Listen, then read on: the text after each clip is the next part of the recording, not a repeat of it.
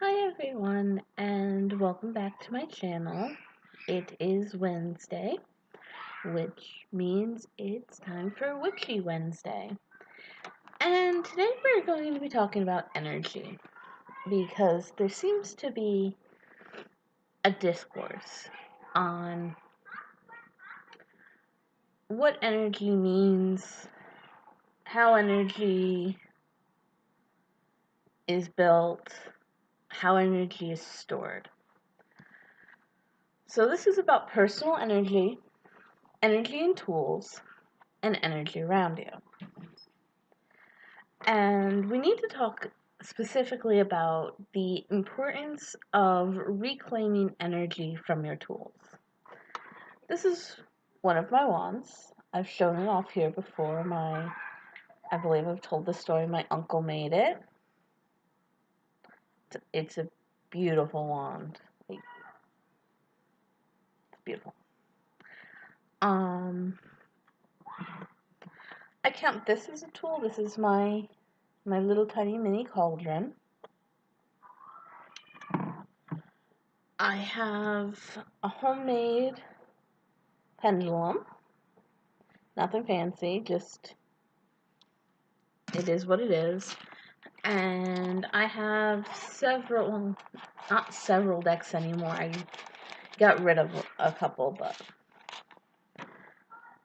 here's the deck of tarot cards I'm using right now. It's the Mystical Cat deck. Now, there are people who say, oh, you can only have one wand, you should only have one deck of tarot cards, you should only have one of everything, and you have to have everything, and that's a lie. You can have as many wands as you want. You can have as many decks of tarot cards as you want. You can have as many pendulums. If you want a wall of pendulums, go for it. Have a wall of pendulums. The only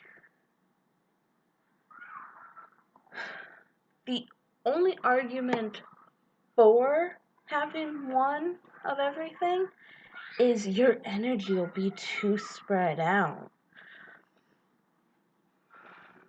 Do you not cleanse your items when you're done with them? Every time I do a spell with this, I cleanse it and I reclaim my energy. Because it's my energy. And I put the energy into it. And yes, the stones, the crystal point, the garnet bottom, they are conductors of energy. They are not energy themselves. So you should cleanse and reclaim energy from your tools. You can also gather energy around you. See, it's like people don't understand that energy is not stagnant. It flows and ebbs and it rises and falls. It's not a static thing. So where does energy come from? Well, energy comes from within you. It's your personal energy, building energy through movement, and building energy through meditation. So your personal energy is always there. It ebbs and flows, and some days you have high energy days and some days you have low energy days, but it's some form of energy is always there. It's how we move, it's how we talk, it's how we interact with the world. It's buildable. You can build up your energy, and personal energy is the easiest energy to tap because it's yours. Energy through movement is energy we build when we dance, when we talk, when we go for a walk, when we are exercising. This takes more this takes more effort to build. And after using that energy, after building that energy and using it, say, part of your spirituality or building energy, you dance around your circle. You are more spent after that because you are using energy to build energy, if that makes sense. And yes, magical energy and let's call it caloric energy, the energy we use to do the things, are one and the same. At least I feel they are, because in a perfect world, everything we do would have a sense of magic to it, but we don't live in that ideal world. So we just do it. Yeah. And energy through meditation is tapped on the astral plane. It's visual. It's more of an abstract way of gathering energy. And then there's energy from the world around you. Energy from the world around you is the natural world and the unnatural world. So the natural world is bare skin on dirt or rocks, crystals, trees, things like that. It's touching running water. It's feeling breezes or star and moon gazing. You can, sitting in the sun, you can gain energy that way. And some people now, because we are in an unnatural world, if you want to say, have figured ways to gain energy from the electrical current that surrounds us. So our computers, artificial lights, glow-in-the-dark stickers even, I've seen people use in spells as an energy source. Now, the most important, I said this earlier, the most important thing to remember anytime you're dealing with energy is cleansing.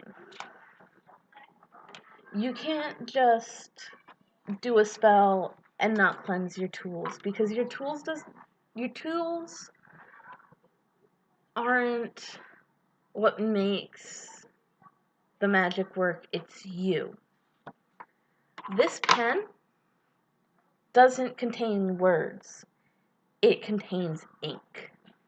It contains the energy, the tool that I use to put words on paper. Words don't come from this.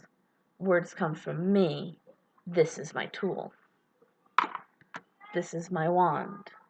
Magic doesn't come from this. Magic comes from me, and this is how I direct it. This is a wand. This is a shorter, heavier wand. This is a tool. This isn't magic. It's a tool for magic. The magic comes from you. And this is all assuming that you're doing things solitary. When you're working in a group, it's much different. Much, much different. So if somebody tells you that you can only have one deck of tarot cards, or you can only have one wand, they're full of shit. And they don't know how energy works. Because this is a problem in paganism of, well, if you use more than one tool, more than one deck of tarot cards, you're not going to understand the deck of tarot cards. Yeah.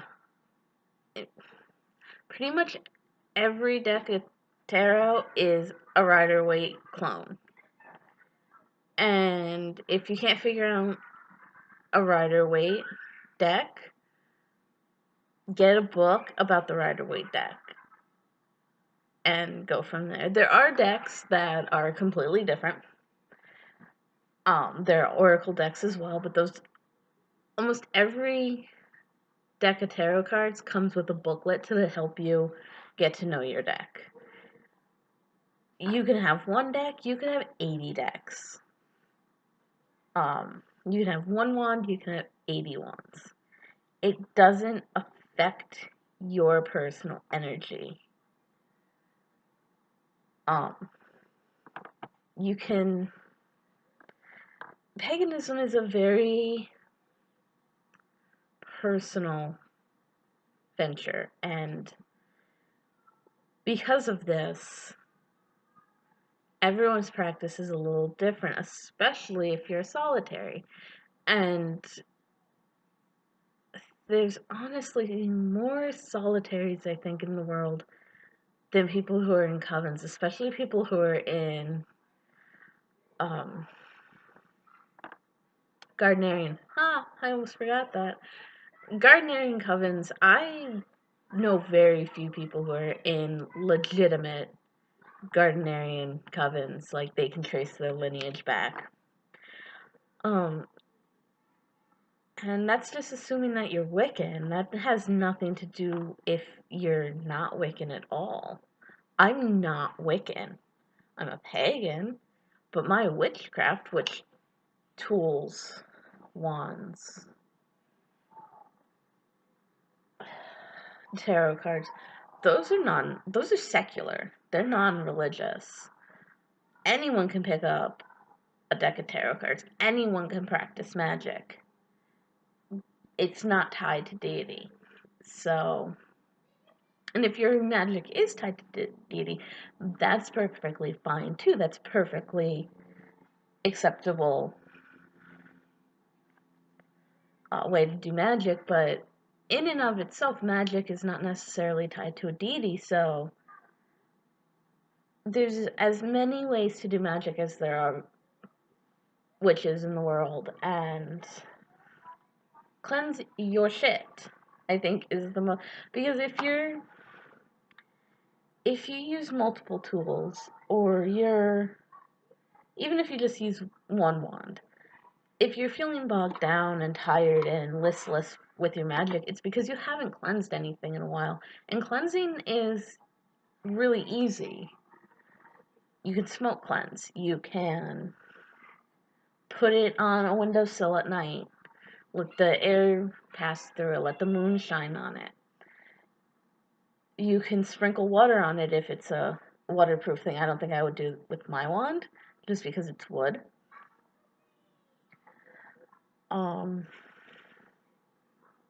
But yeah, anything like that. Just regular cleansing and you won't have a problem. And I think that's it. I wanted to be a little less ranty, but I get really angry when people spout bullshit and try to act like the Wiccan way is the only way. And it's not even Wiccan, it's Neo-Wicca. We have to make that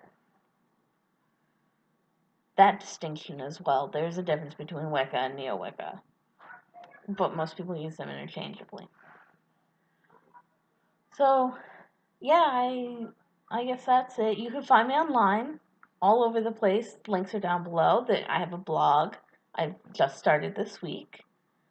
I have a Patreon, which nobody has to even look at. Email me. All my links are down in the description, and I hope you have a great night. I will see you tomorrow. Bye-bye. Maybe tomorrow. I don't know. Haven't decided. Good night.